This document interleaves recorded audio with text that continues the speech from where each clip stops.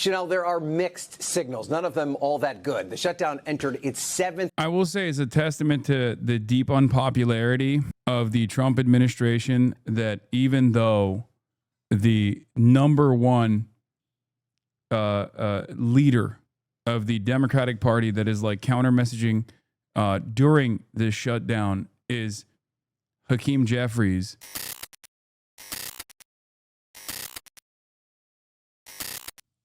Breaking at 8, we start with the latest in the government shutdown. No signs yet of a compromise between Democrats and Republicans to end the stalemate. We are starting to see consequences.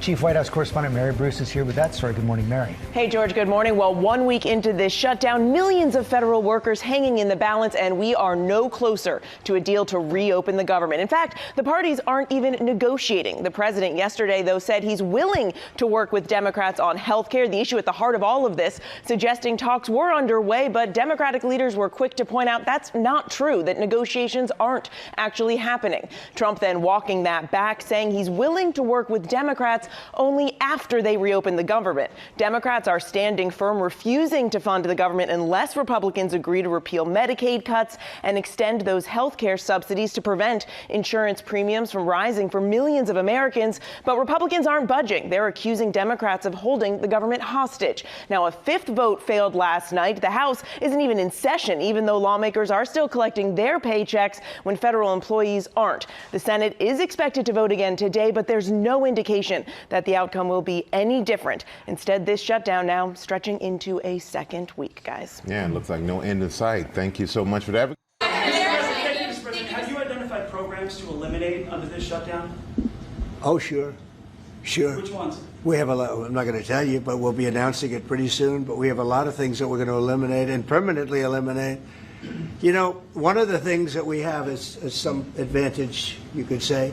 But because of the shutdown, which I think they made a big mistake, we're able to take out billions and billions of dollars of waste, fraud, and abuse. And they've handed it, on a silver platter. And Russell Vogt, he's a serious person, very serious person. And he's sitting there and he's getting ready to cut things. And this is something that was handed to us by, I assume, Schumer. I just don't know if Schumer has any power anymore.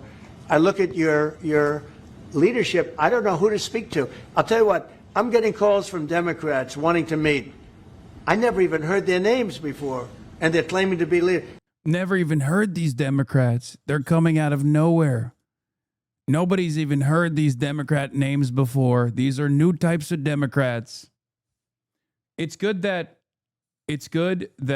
there is so much pushback, and that the conversation has been centered around the Republicans. The conversation has been centered around the Republican Party cutting Medicare and Medicaid. It's unironically one of the few instances where they are doing the right thing. And the very fact that Donald Trump is seeking to address healthcare by name, the very fact that the very fact that Donald Trump is now talking about healthcare is good, is very good.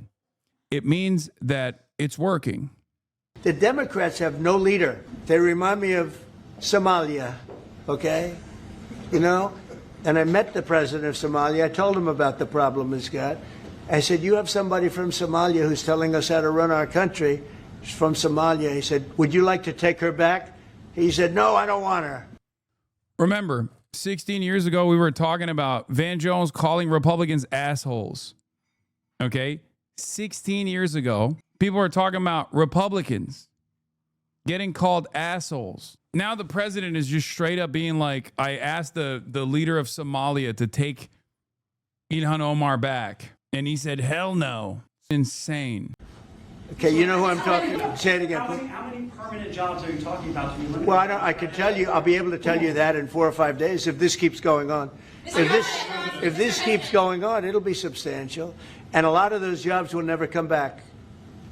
But you're going to have a lot closer to a balanced budget, actually. Mr. President, is it the White House's position that furloughed workers should be paid for their back pay? I would say it depends on who we're talking about. I can tell you this, the Democrats have put a lot of people in great risk and jeopardy, but it really depends on who you're talking about. But for the most part, we're going to take care of our people. There are some people that really don't deserve to be taken care of, and we'll take care of them in a different way. Okay? Thank you.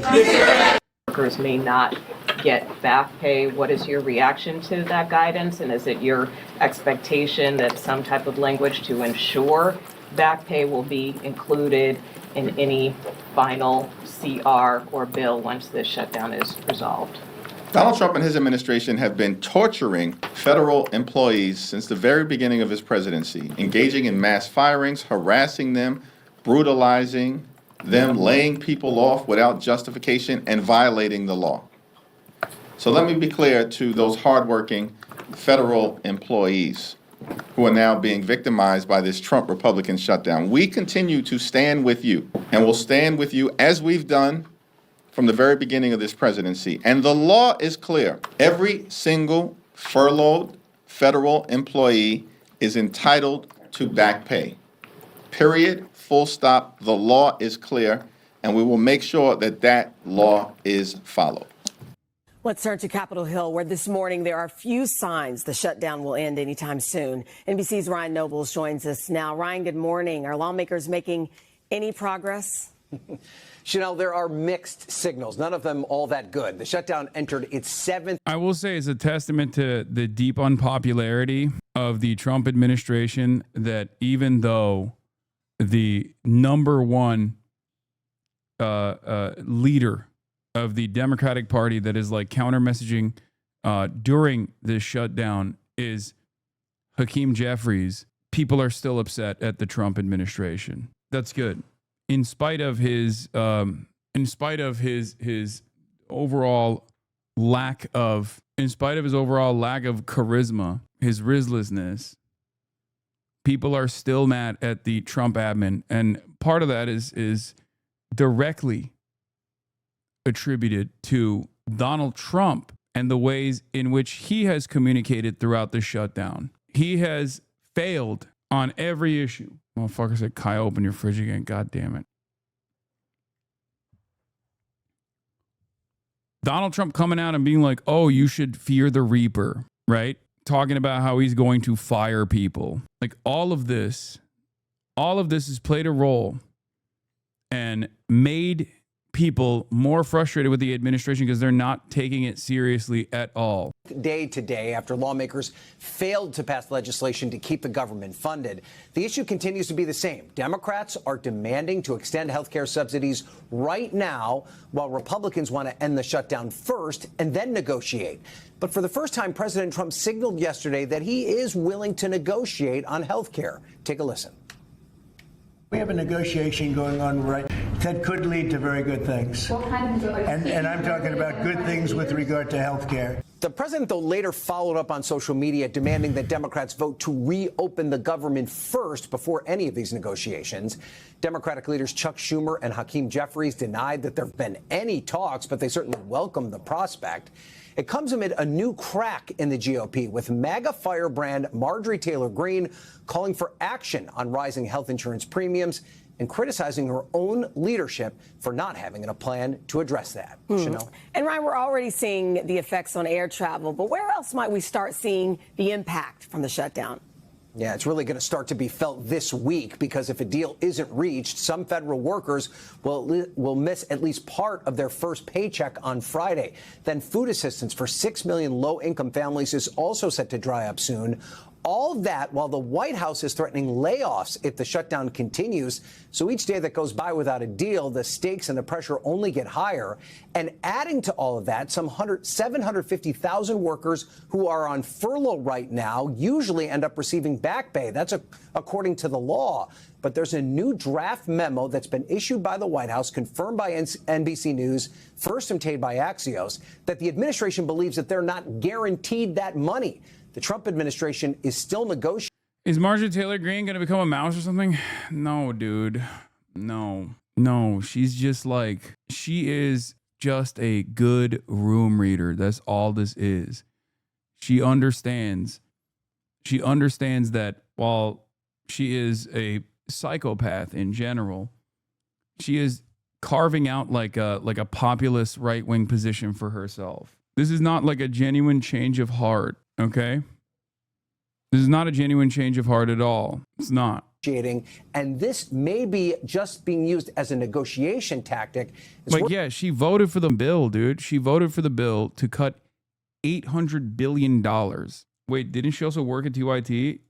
Marjorie Taylor Greene? No. Worth noting that even if there is any loophole in the law that would prevent this money from going to federal workers after the shutdown, Congress could easily close that loophole in whatever bill they pass. It's just a scary time for so many families. All right, Ryan, thank you.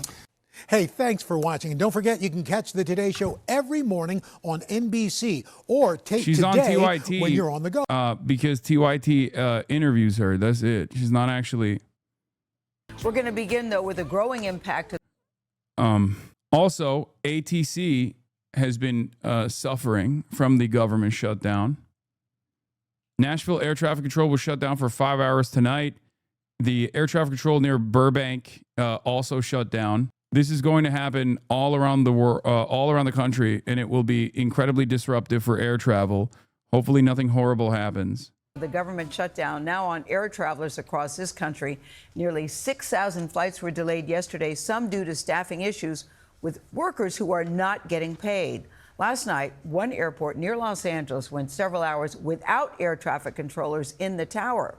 Chris Van Cleve is at the Phoenix airport with the latest on these disruptions. That's not good, Chris. Good morning to you. Well, good morning. We are seeing air traffic control staffing issues now several days in a row, often in places that don't typically have staffing issues, like here in Phoenix that saw about 250 delays coming in and out of this airport yesterday. And in California, one major airport tower went to ATC 0. The lights are on at the Hollywood Burbank Airport Control Tower, but Monday evening, there was no one home. Hey, Burbank Tower, Southwest 695. Southwest 695, still come. Hey, are you guys, is clearance open still, or is it closed for Burbank? Air traffic control staffing went to ATC 0, meaning there was no one in the control tower. Pilots were redirected to controllers at other FAA facilities. Clearance is closed, ground's closed, local's closed, the tower is closed due to staffing. So you just contact SoCal on the 800 number in the green book for your clearance. And flyers felt the impact. They rerouted us to LAX and they gave us a voucher. Staffing issues, including sick calls, hit several major airports and ATC centers on day 6 of the government shutdown, with staffing at some facilities down by 50%. If we call. My brother-in-law is an ATC operator. It's quite literally the most stressful job ever. Yeah, and it's also criminally understaffed. And it's been an issue even before the shutdown. So this is something that we literally talked about. This is something that we talked about early on when there was a whole bunch of planes falling out of the fucking sky. They're incredibly overworked and incredibly understaffed even before the government shutdown. Shouts out to Ronald Reagan for that. The devil himself. Yeah, this is from January 31st, 2025. Over 90% of U.S. airport towers are understaffed, data shows. Less than 10% of the nation's airport terminal towers have enough air traffic controllers to meet a set of standards by a working group that included the Federal Aviation Administration and the Controls Union, according to CBS News and analysis of FAA data. The issue has received renewed scrutiny following the January 29th mid-air collision between an American Airlines flight and a Black Hawk Army helicopter near the Reagan National Airport outside of Washington, D.C. that killed 67 people. Only one air traffic controller worker was managing the helicopters and some planes from the Reagan National Airport Tower at the time of the collision, a job normally done by 2 people, 2 sources told CBS. This is all on Trump. Blame all to Orange Man? No, I mean, it's Ronald Reagan, if we're being real. Ronald Reagan played a big role in this. Only about 2% of the towers meet the Collaborative Resource Working Group's 2024 staffing targets for the number of fully trained air traffic controllers. But of course, they fucking said DEI is the reason that the ATC is bad. Just like when they try to fucking claim, that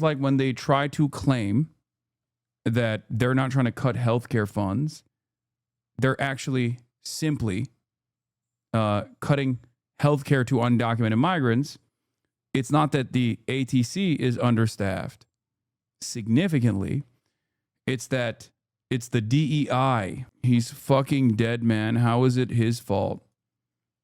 Look up Ronald Reagan ATC to find out more.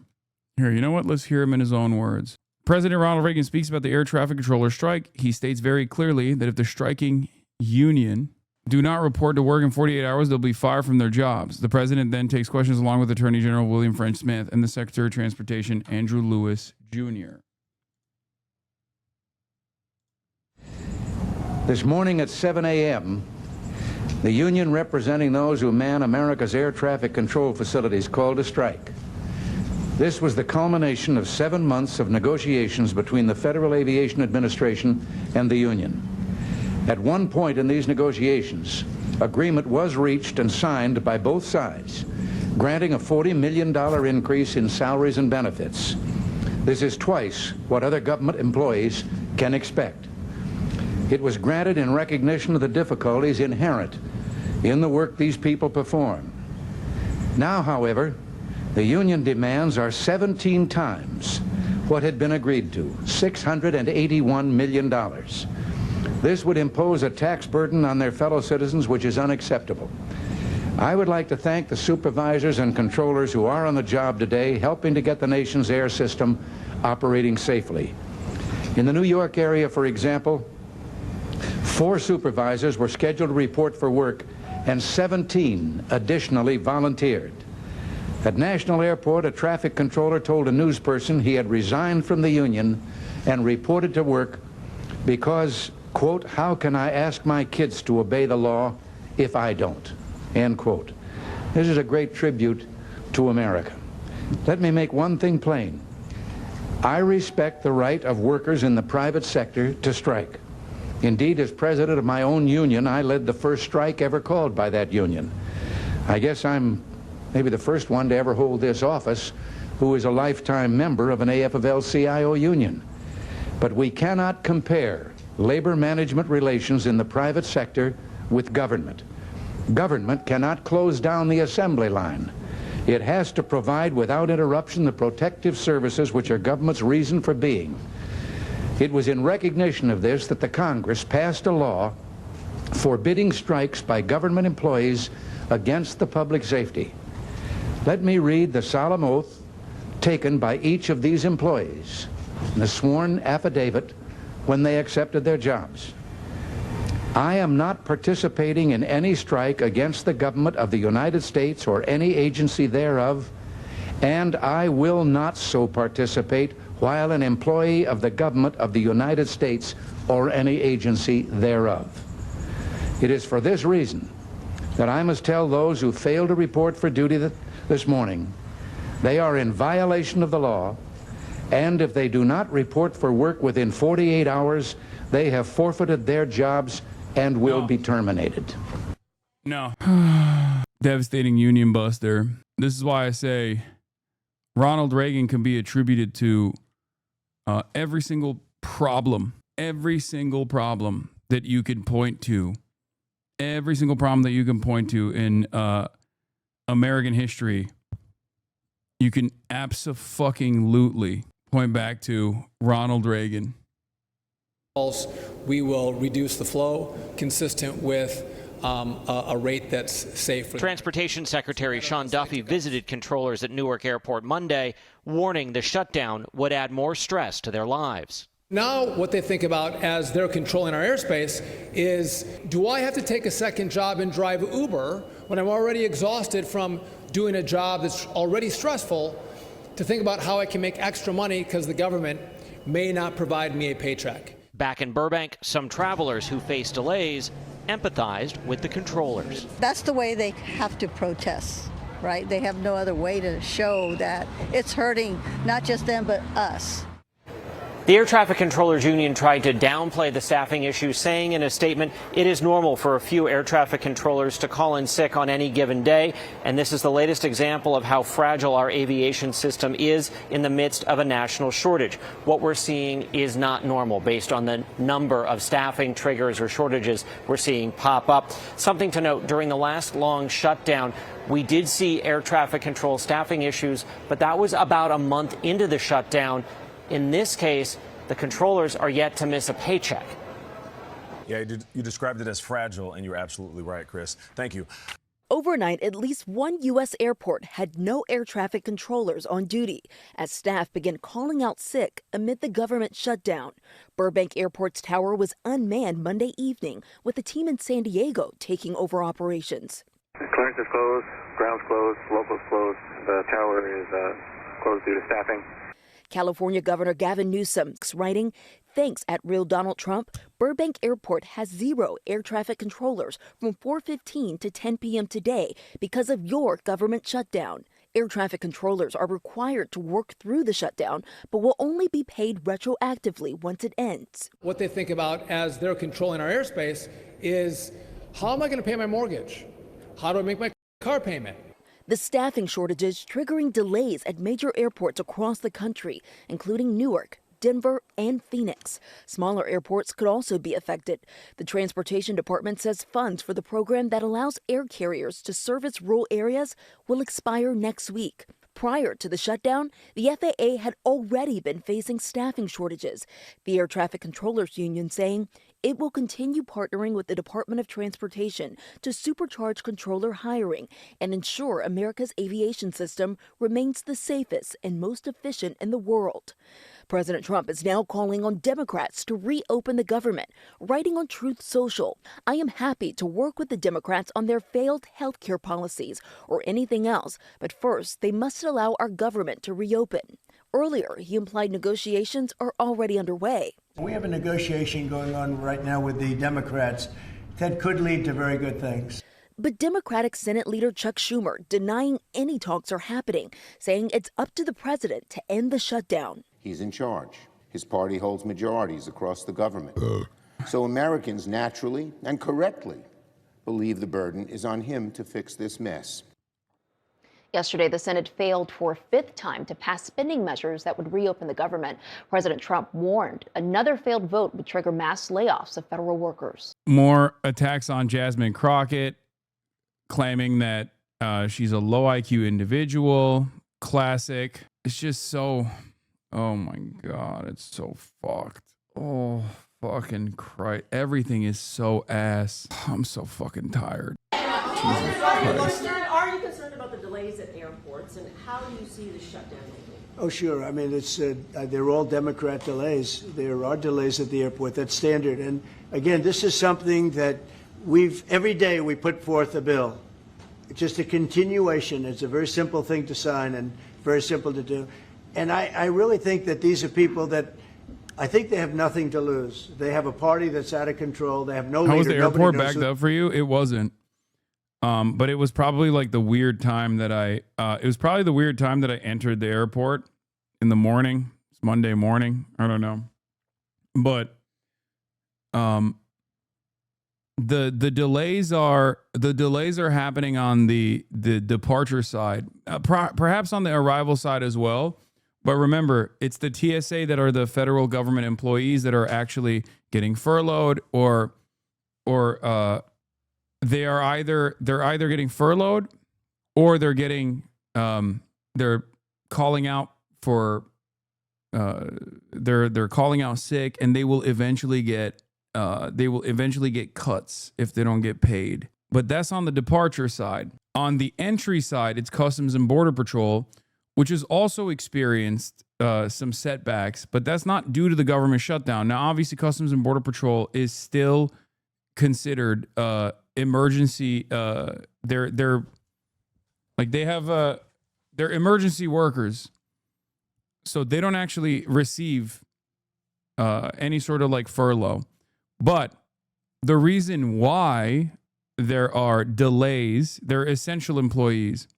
But the reason why there are delays on the arrival side is because they've taken Customs and Border Patrol employees that otherwise would be working at the gates at the point of arrival, and instead have sicked them on unsuspecting migrants all around the country. And therefore, they're not working the fucking gates any longer at LAX. And instead, they're too busy working the streets of Los Angeles. Okay? The leader is. I look at people with very low IQs like Crockett, this woman Crockett. I never met her. but she's a low IQ individual. I look at AOC talking about how if they want to negotiate, they can come to my office. She's not in that position to do that. And who the hell is she? But it will cook air travel because TSA will get hit with furloughs. Why is he obsessed with IQ? It's just always when he's talking about black people. That's what it is. When he's talking about black people, he will always bring up low IQ. It's just old school. To say that. And then I watch Nancy Pelosi not knowing what to do. I watch their leadership. Look, Schumer is petrified of primary because he's not going to win probably against anybody in a primary. You know, Schumer did the right thing, but he handled it badly originally a year ago. He did probably the right thing, but he handled it badly. I think Schumer's incapable of making a deal. They are a mess. They're a party that has no leadership, and they have no policy. You know, I think we have great leadership, but we also have great policy. We have strong borders. We have no men and women's sports. I mean, basic things. We're not going to take your child away and change the sex of your child. We're not going to do things like that. What they're doing to the country is so incredible. And they got away with it with all their woke crap, and now it's stopped. And we have a country that's based on common sense and strength and intelligence. I mean, we have the United States of America, and I say it all the time. Other leaders have told me this. Mark hasn't yet, but I think he would. A year ago, we were a dead country, and now we are the hottest country anywhere in the world. Maybe Canada. I'll give Canada, but because I do like Canada. But you know, we're the hottest country in the world right now. There's never been a country that has the kind of money coming into it. There's never been anything like this. There has never been a country that if you take $1 trillion, that would be unbelievable. We're going to have over $20 trillion invested in this country. There's never been anything like what you're seeing, and it's based on good policy and common sense and leadership.